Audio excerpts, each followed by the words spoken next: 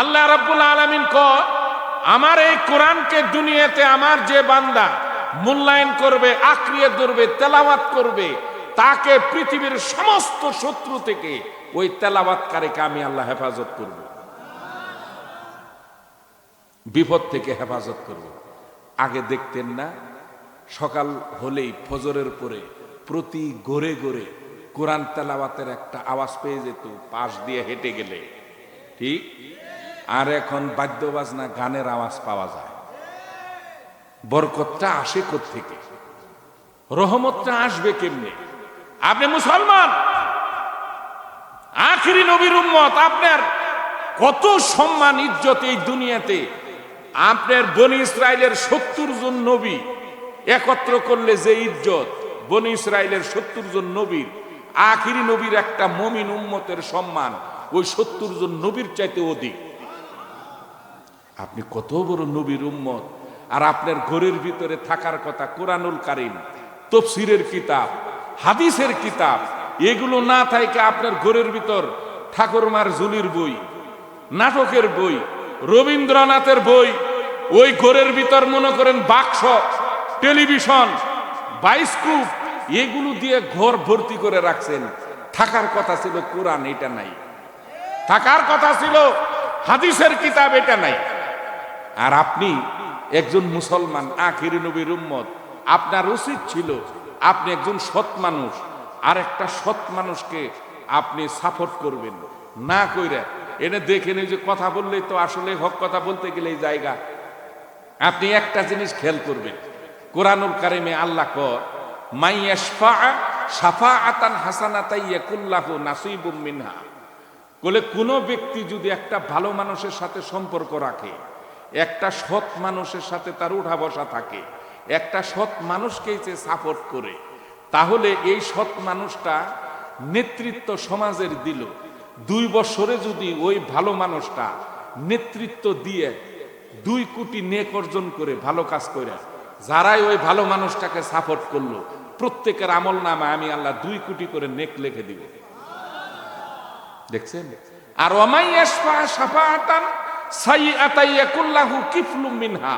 আর একটা আমার বান্দা কোন খারাপ ব্যক্তিকে সাপোর্ট করলো, খারাপ ব্যক্তি কেমন? স্কুল কলেজের মাদ্রাসার একটা টিচার মেম্বারে দাঁড়াইছে, মসজিদের ইমাম, প্রাইমারি স্কুলের শিক্ষক, সমাজের একটা সৎ মানুষ, ভালো মানুষ, সে নামাজ পড়ে আল্লাহর বিধান অনুযায়ী চলে, এই ব্যক্তিকে যদি দাঁড়ায়, ওরে ভোট দিবেন আপনারা? বলেন না, এই লোক মাখুন্দা, এর দেওয়া যাবে না। হে চা খাওয়াইতে পারে না, বিড়ি নিজেও খায় না, আম করে কি খাওয়াবো?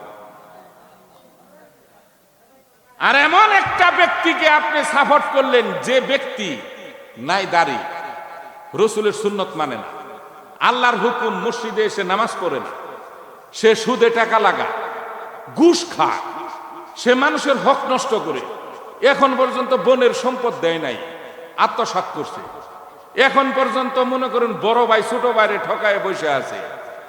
এই ব্যক্তিটা সুদে টাকা লাগাইছে দোকানে দোকানে, এই ব্যক্তিটার পিছে চা খাওয়াইতে পারে, আর আমনেও লাফালাফি করলেন।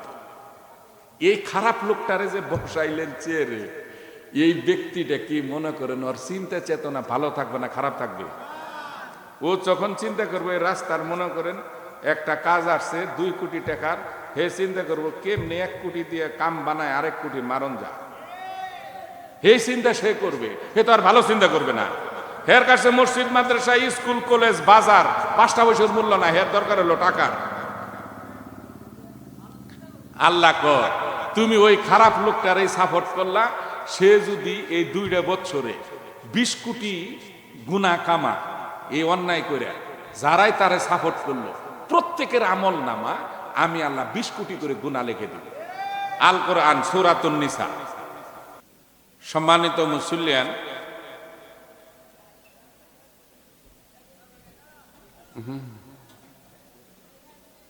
সম্মানিত মুসল্লিয়ান, আখিরি নবীর উম্মত হওয়ার জন্য যে যোগ্যতা আমার থাকতে হবে, সে যোগ্যতা যদি অর্জন না করতে পারি, আপনাদের এই দেওখোলা বাজারে স্কুল কলেজ আছে না, এই কলেজের একজন টিচার হওয়ার জন্য তার শর্ত হলো মাস্টার ডিগ্রি, MA পাশ করতে হবে। ইংলিশ একজন টিচার দরকার। এই ইংলিশ টিচারের জন্য ইংলিশে পারদর্শী হতে হবে, ঠিক? তা না হয় এই কলেজের গভর্নিং বডি মেম্বার এবং সরকারের পক্ষ থেকে তাকে অ্যাপয়েন্টমেন্ট দিবে, যোগ্যতা না থাকলে আপনারা দিবেন না। মসজিদের ইমাম হওয়ার জন্য সহি শুদ্ধ করে কোরআন তেলাওয়াত, কোরআন হাদিস বিশারদ হতে হয়, ঠিক না? এখন যদি আলেম না হয়ে সে লন্ডন থেকে PhD করে আসে বাংলা ভাষার উপরে, ইংরেজি ভাষার উপরে, তাকে কি ইমামতিতে দাঁড় করাই দিবেন? কেউ মানবে না। ঠিক তেমনি আখিরি নবীর উম্মত হওয়ার জন্য এখানে যদি হাত তুলি, যদি বলি হাত উঠান কে কে আখিরি নবীর উম্মত, হাত ওঠা কি বাকি থাকবে? থাকবে। কিন্তু কিয়ামতের মাঠে বিশ্বনবী মুহাম্মদুর রাসূলুল্লাহ সাল্লাল্লাহু আলাইহি ওয়াসাল্লাম কাকে উম্মত হিসেবে গ্রহণ করে নেবেন? যদি নবী উম্মত বলে স্বীকার করে আর ওই উম্মতের যদি কিছু অপরাধ থেকেও থাকে, আল্লাহর নবী আল্লাহর দরবারে সুপারিশ করে তাকে জান্নাতে পৌঁছায় দেওয়ার ব্যবস্থা করে দিবেন। কিন্তু নবীজি যদি উম্মত বলে স্বীকার না করে, তাহলে কি ওই ব্যক্তিকে আল্লাহ জান্নাতের সার্টিফিকেট দিয়ে দিবে? না। এবার আপনি আসুন, এই কে কথা বলে সামনে?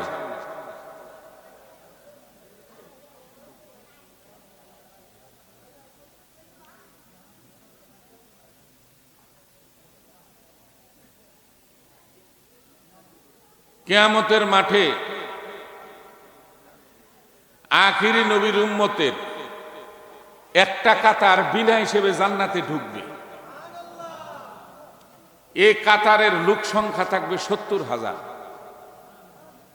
এদের কাছ থেকে আল্লাহ হিসাব নেবেন। নবীজির সাহাবী কতজন? বিশ্ব নবীর শুনেছেন না? 1.25 লক্ষ সাহাবী। কতজন সাহাবী? 1.25 লক্ষ। একটা কাতার যদি বিনা হিসেবে যায়, কাতারের লোক সংখ্যা হলো কত? 70,000। আর বাকিগুলি হিসাব দিয়ে আল্লাহর দরবারে তারপর হতবা জান্নাত নতবা জাহান্নাম। তাহলে যদি আমরা হিসাবে ধরি 70,000 সবাই সাহাবী, এখানে তো সব সাহাবী থাকবে না। 70,000-এর ভিতরে আলেম ওলামা থাকবে, শহীদান থাকবে, সিদ্দিকিন থাকবে, সাহাবী থাকবে, গাউস কুতুব থাকবে, সব মিলেই 70,000। যদি আমি এটা হিসাবে ধরি যে 70,000 সবাই হলো নবীর সাহাবী, আমরা কেউ না, সাহাবী কতগুলি বাদ পড়ে বলেন? 55,000। তাহলে 1.25 লক্ষ সাহাবীর ভিতরে এমনি হিসাব করলে 55,000 সাহাবী বাদ পড়ে যায়, ঠিক? আমরা তো হিসেবেই না। কেন বাদ পড়বে তারা? যে মাহফিলে আমরা আসি আরামকে হারাম করে, দোকানপাট, ঘর বাড়ি, ব্যবসা বাণিজ্য সব বন্ধ করে মাহফিলে আসি, মনোযোগ সহকারে আমলের নিয়তে যদি শুনি, কাজে লাগবে। কেন বাদ করবে তারা? একটা হিসাব সমীকরণ, নবীজির জীবদ্দশা, আল্লাহর রসুলের হাতে যারা বায়াত গ্রহণ করেছেন 1.25 লক্ষ সাহাবী, নবীর জীবদ্দশায় নবীজির আদর্শ মেনে জীবনযাপন করেছে। নবীর উফাতের পরে ওই ঠিক তেমনি আপনি আখিরি নবীর উম্মত, আখিরি নবীকে আপনি বিশ্বাস করেন, ভালোবাসেন মনে প্রাণে। এই উম্মত হওয়ার জন্য আল্লাহর রসূল সাল্লাল্লাহু আলাইহি ওয়াসাল্লাম আল্লাহ রাব্বুল আলামিন যে যোগ্যতার মাপকাঠি দিয়েছেন আখির নবীর উম্মত হওয়ার জন্য, সবাই যদি আমরা বলি আখির নবীর উম্মত, কিন্তু নবী তো কিয়ামতের মাঠে স্বীকার করবে না তুই আমার উম্মত না। কেন স্বীকার করবে না? আখির নবীর উম্মত হওয়ার জন্য এক নাম্বার যে যোগ্যতাটা থাকতে হবে এই দুনিয়াতে, তা হচ্ছে সহি শুদ্ধ করে কোরআন তেলাওয়াত। এখন হাফেজ কারি আলেম ব্যতীত যদি বলি সহি করে কোরআন তেলাওয়াত করতে পারেন মাখরাজ অনুযায়ী, ভুল হয় না, একটা লোক হাত তোলেন, সাহস আসবে না আমার যে আমি হাত উঠাই। ঠিক? তাহলে এক নাম্বারে গলত, আখির নবী উম্মত হিসেবে স্বীকার করবে না। দ্বিতীয় নাম্বার,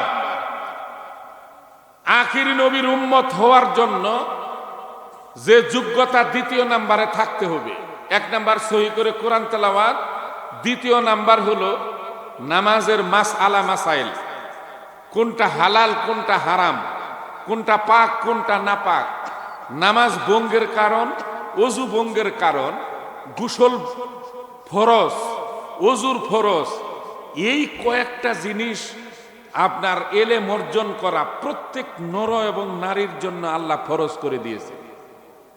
এই ফরজটুকুন কোন ব্যক্তি যদি আদায় না করে, এই যোগ্যতা অর্জন না করে, তাহলে কিয়ামতের মাঠে নবী তাকে উম্মত বলে স্বীকার করবে না। আপনি নিশ্চিত থাকুন। আপনারা যতটুকু আমাকে চিনেন, এই মসজিদের বয়ানে তো দেখেছেন, কে খুশি হলো কে বিরক্ত হলো এটা আমার যায় আসে না। এটা হলো হক, বাস্তব যে কথা।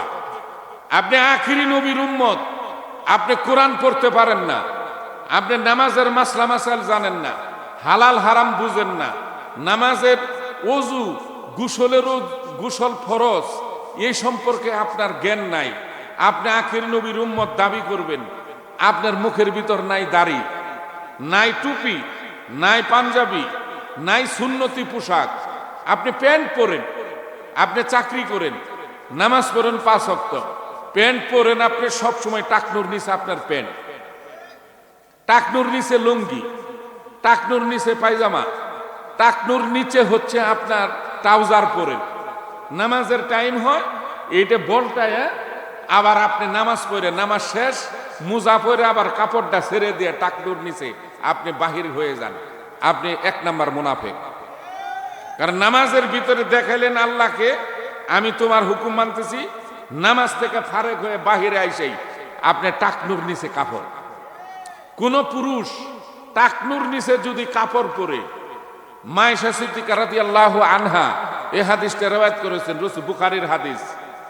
আল্লাহ রসুল বলেন টাকনুর নিচে পুরুষ যখন কাপড় পরে, ওই পুরুষ যদি আমলদারিও হয়, কিয়ামতের মাঠে এই তার পা এই পর্যন্তকে আগুনের ভিতর আল্লাহ জ্বালাইবে, যেমন কামারে লোহা পুরে, তারপরে লম্বা করে হাতুড়ি দিয়ে পিটায় কিয়ামতের দিন ওই ব্যক্তির পা জাহান্নামের আগুনে আল্লাহ উত্তপ্ত করে হাতুড়ি দিয়ে ফেরেশতারা পিটায় লম্বা করবে। আপনি কিসের সুন্নতি, আপনি কিসের আখিরি নবীর উম্মত? তার কারণ হলো নামাজের ভিতরে একটা বাহিরে একটা, এটা হবে না। এটার চরিত্র কিসের? মুনাফিকি। আখিরি নবীর উম্মত আপনি, আপনার কথাবার্তা চলন ফিরন, আপনার বেশ পোশাক সব নবীর আদর্শে হতে হবে। ঠিক? এবার আপনি আসুন, এই কুরআনুল কারীম, যে কোরআন মাদ্রাসা শিক্ষা দেওয়া হয়, আজকে আমি কোরআনুল কারীমের ফজিলত এবং বরকত কেন অর্জন করব এই সম্পর্কে আমরা কথা বলবো ইনশাআল্লাহ। ঠিক? আল্লাহ রাব্বুল আলামিন এইবার ঘোষণা করেন, কিতাবুন আনজালনাহু ইলাইকা লিতুখরিজান নাসা মিনাজ যুলুমাতি ইলান নূর। আল্লাহ কয় আমি এই কিতাব তোমার প্রতি অবতীর্ণ করেছি ওহির মাধ্যমে। কার প্রতি? বিশ্ব নবীর প্রতি অবতীর্ণ করেছি। উদ্দেশ্য কি? আল্লাহ কয় উদ্দেশ্য হচ্ছে এই কিতাব নাজিলের লিতুখরিজান নাসা মিনাজ যুলুমাত, সমস্ত পৃথিবীর মানব মণ্ডলীদেরকে অন্ধকারের ভেতর থেকে টেনে নিয়ে এই কোরআন কি করবে?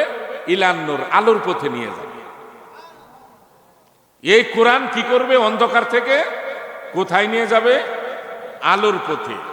এই কোরআন আল্লাহকে আমি এই জন্য নাজিল করেছি। এখন এই কোরআন তো আপনি নিজে পড়ে নেও না, বুঝে নেও না। একটা জিনিস খেয়াল রাখেন, আপনি বাংলাতে অর্থ পড়েন, আরবি পড়তে পারেন না। বাংলা কোরআন কিনে আপনার প্রতি রমজানে 5 খতম দিয়েছেন, বাংলাতে কোরআন পড়ে 5টা পয়সার উপকার হবে না। তার কারণ হলো কোরআনের 8টা হরফ আছে আরবির, এটা আরবি ছাড়া সহি করে পড়ার সুযোগ আর কোনো ভাষায় নাই। ঠিক? এখন কেন নাই? আল্লাহ রাব্বুল আলামিন ইলম অর্জন করা যে ফরজ করে দিয়েছেন, আল্লাহর এই ফরজিয়াত কোনো ব্যক্তি যদি অস্বীকার করে তাহলে আল্লাহর সাথে কুফরি করা হয়। কুফরির শাস্তি কি বলেন? কুফরির শাস্তি হলো জাহান্নাম। বলবেন যে আমি যে হুজুর এত ইবাদত করলাম, আল্লাহকে ডাকলাম, তাহলে এইগুলো কি হবে? এর জবাব আল্লাহ দিয়ে দিলেন। আল্লাহ রাব্বুল আলামিন বলেন, ওয়া ইয়াকফুর বিল ঈমানি ফাকাদ হাবিতা আমালুহু ওয়া হুয়া ফিল আখিরাতি মিনাল খাসিরিন। আল্লাহ কয়, ঈমান আনার পরে কোন ব্যক্তি যদি কুফরি গুনায় লিপ্ত হয়, আর এই কুফরি গুনাহ প্রবৃত্তি তার সুম্মাস ধাদু, এটা কুফরিটা চলমান, তার এই গুনাহ তার চলমান, সে নামাজও পড়ে, রোজাও করে, হজও করে, যাকাতও দিয়েছে। আল্লাহ রাব্বুল আলামিন কয়, ঈমান আনার পরে কুফরি থাকার দরুন ফাকাত হাবিত আমালুহু, ওই ব্যক্তি দুনিয়াতে যত আমল করবে, ওয়া হুয়া ফিল আখিরাতি মিনাল খাসিরিন, কিয়ামতের ময়দানে তার এই আমল নিষ্ফল, কোনো কাজে আসবে না। কে বললেন? জোরে কোন কে বললেন? আল্লাহ। তাহলে আপনি সহি করে কোরআন পড়তে পারেন না, এ পৃথিবীতে আপনি আখিরি নবীর উম্মত দাবি করেন, তাহলে কথার কাজে যদি মিল না থাকে তাকে কি বলে? আরো জোরে কোন, আরো জোরে কোন। কথার কাজে মিল না থাকলে সে হলো মুনাফিক। আর এ পৃথিবীতে 18,000 মাখলুকাত, এই 18,000 মাখলুকাতের ভিতরে কুকুরও একটা মাখলুকাত, শুয়োরও একটা মাখলুকাত। ঠিক?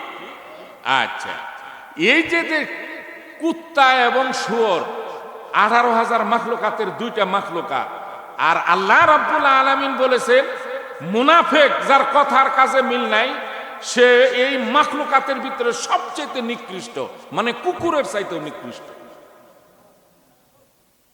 যার কথা আর কাজের সাথে কোনো মিল নাই। ঠিক? এবার আপনি আসুন, এই কুরআনুল কারীম আল্লাহ রাব্বুল আলামিন নাজিল করেছেন। আপনি কোন তো হাফেজ, হাফেজ না, আলেম ব্যতীত, শুধু আলেম, হাফেজ না, কারিও না, আলেম ব্যতীত আপনি হাত তুলে দেখান তো যে কোরআনের অর্থ আমরা মুখস্থ আছে আমাদের। কেউ তো বলতে পারেন না। আপনি কোন সূরা ফাতিহার অর্থটা আলেম ব্যতীত হাত তুলেন যে পুরা অর্থটা হুজুর শানে নজুল সহ আমি বলে দিব। ঠিক? একটা জিনিস খেয়াল রাখবেন, আমরা ভুলের ভিতর, আমাদের সমাজ আজকে অধপতন কারণ কি, ঘরে অশান্তি কারণ কি? আপনি দেখেন একটা নার্সারি পড়ে আমার বাচ্চা, মনে করেন এই নার্সারির বাচ্চাটাও যে একটা বই দেয় স্কুলে, ওই বইটা মুখস্থ করায় অর্থ সহ। ঠিক? আমরা প্রাইভেট মাস্টার রেখে দেই, এই নার্সারির বাচ্চাদের অক্ষর সহ অর্থ সহ পড়াই। আমরা নিজেরাও যে বই পড়ি, নাটকের বই, উপন্যাস এবং ইতিহাসের বই, বিভিন্ন বই পড়ি, কেউ কি না বুঝে পড়ি? না বুঝে পড়ি না। আল্লাহ রাব্বুল আলামিন যে কিতাবটা বুঝে পড়তে বলেছেন, কোরআনুল কারীম, এটাই আমরা বুঝি না, আর সব বুঝি, এটাই বুঝি না।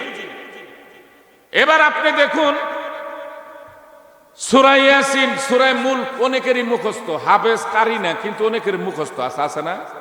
আপনি এই 2টা সূরার অর্থ জানেন না, 2টা সূরা দিয়ে ফজরের নামাজ পড়লেন, সূরা ইয়াসিন আর মুলক, এতে যদি নেকি হয় 1000, সূরা ইখলাস আর কাউসার, এই 2টার আপনি অর্থ জানেন, এই দুইটা দিয়ে নামাজ পড়লেন ফজরের, নেকি হবে 70,000। তার কারণ হলো অর্থ বুঝে আল্লাহ তেলাওয়াত করতে বলেছেন। তাহলে তো আপনার ইমানটা পুক্তা হবে, মজবুত হবে, যে আল্লাহ কি বলল আমার আল্লাহ, এটা তো আপনি এখন বুঝতেছেন না, খালি পড়েই যাইতেছেন কোরআন। রমজান মাস আসে, শবে বরাত আসে, খালি আসে কোন হুজুর আমার বিবি 3 খতম দিছে, আমার পুতের বউ 2 খতম, আমার মেয়ে দিছে 4 খতম, আমি যে কত করছি হিসাবই নাই। হুজুর একটু বসকাই দিন নাও। বসকানি কি এটা আমি আজ পর্যন্ত বুঝি নাই, যে বসকানি কি। ভাই, এই কুরআনুল কারীম খতম দেওয়ার জন্য নাজিল হয় নাই, আল্লাহ নাজিল করে নাই। এই কোরআনের জ্ঞান অর্জন করে আল্লাহ পাক রব্বুল আলামিন ফরজ করে দিয়েছেন, বাধ্যতামূলক। এইবার আল্লাহ রব্বুল আলামিন এই কুরআনুল কারীম পড়ার জন্য আমার আল্লাহ পাক রব্বুল আলামিন ঘোষণা করেন, এই কুরআনুল কারীম আমার কোন বান্দা যদি আঁকড়িয়ে ধরে, এই কুরআনুল কারীম যদি আমার কোন বান্দা অধ্যয়ন করে, আর আমার কোন বান্দা যদি কুরআনুল কারীমকে তেলাওয়াত করে মহব্বত করে, আমি আল্লাহ রব্বুল আলামিনের ওয়াদা হচ্ছে সায়াজআলু লাহুমুর রহমানু বুদ্দা। আমি আল্লাহ প্রত্যেক মাখলুক উপলব্ধি করতে পারলো না ঘরের ভিতরে, এবং আমার বন্ধুর কণ্ঠ যেন তার কান পর্যন্ত না পৌঁছে, সেই জন্য আমি আল্লাহ উম্মে জামিলাকে ওয়াফি আযানিহিম ওয়াকরা, আমি উম্মে জামিলাকে বধির করে দিলাম, কান দিয়ে আমার বন্ধুর কণ্ঠ প্রবেশ করলো না। আল্লাহ করলেন।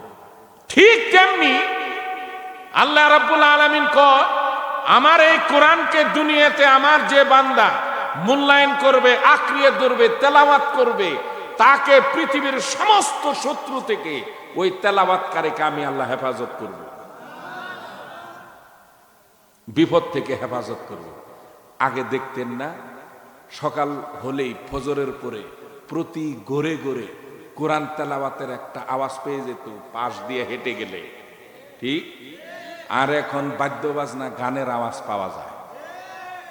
বরকতটা আসে কোত্থেকে? রহমতটা আসবে কেমনে? আপনি মুসলমান, আখিরি নবীর উম্মত, আপনার কত সম্মান ইজ্জত এই দুনিয়াতে। আপনার বনি ইসরাইলের 70 জন নবী একত্র করলে যে ইজ্জত, বনি ইসরাইলের 70 জন নবীর, আখিরি নবীর একটা মুমিন উম্মতের সম্মান ওই 70 জন নবীর চাইতে অধিক। আপনি কত বড় নবীর উম্মত, আর আপনার ঘরের ভিতরে থাকার কথা কোরআনুল কারীম, তাফসীরের কিতাব, হাদিসের কিতাব, এগুলো না থাকে আপনার ঘরের ভিতর ঠাকুরমার ঝুলির বই, নাটকের বই, রবীন্দ্রনাথের বই, ওই ঘরের ভিতর মনে করেন বাক্স, টেলিভিশন, বায়োস্কোপ, এগুলো দিয়ে ঘর ভর্তি করে রাখছেন। থাকার কথা ছিল কোরআন, এটা নাই।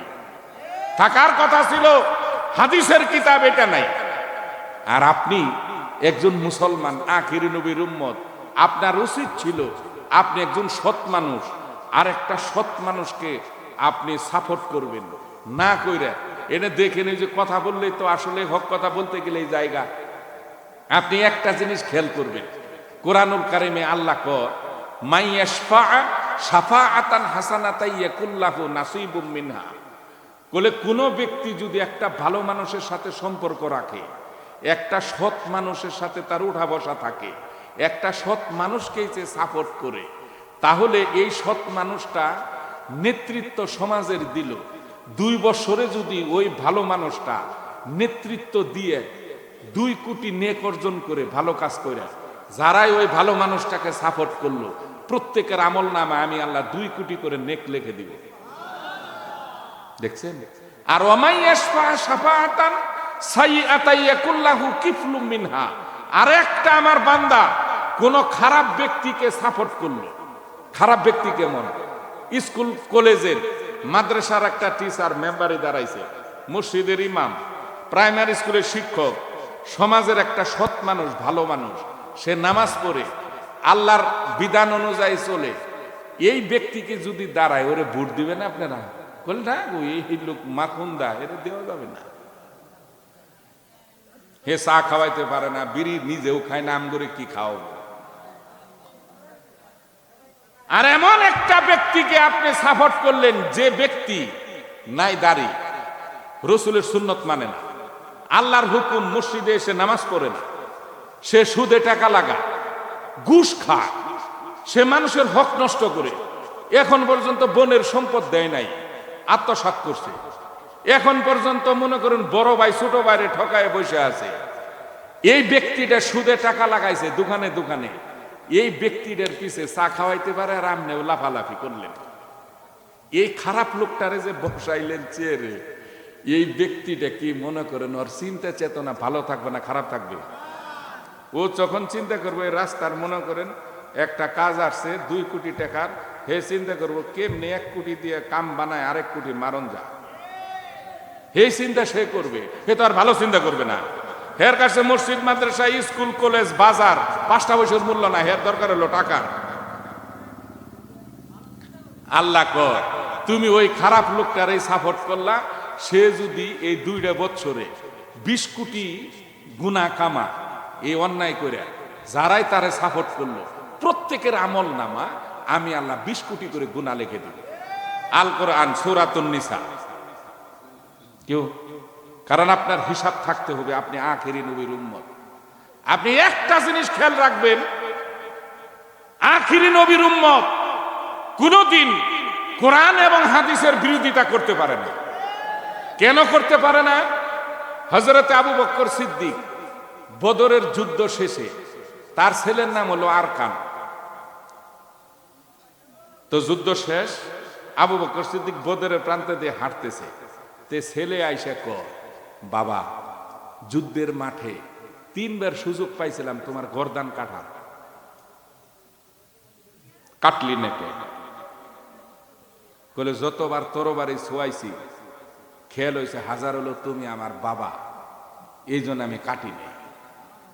তা আবু বকর সিদ্দিক ছেলেরে কয়, হে আরকাম, আমি আল্লাহর কসম করে বলি তুই 3 বার সুযোগ পায় হাতছাড়া করেছিস, আমি একটা বার যদি সুযোগ পাইতাম তোর গর্দান কাটা, এই সুযোগ আমি আবু বকর হাতছাড়া করতাম না। ছেলে বলে আমার মায়া লাগতো না, তার কারণ হলো আমার বন্ধু হইল বিশ্বনবী আর তোর বন্ধু হইল আবু জেহেল, আমি আমার নবীর শত্রুকে এই দুনিয়া ছাড় দিতাম না। উম্মত হলো ইমানদার হলো তারা, আর আপনি তো এখন পর্যন্ত কোরআন শরীফে পড়তে পারেন না, এখন পর্যন্ত আপনি সহি করে নামাজের যে কয়টা মাসলা মাসাইল, ওযু ভঙ্গের কারণ আপনি জানেন না।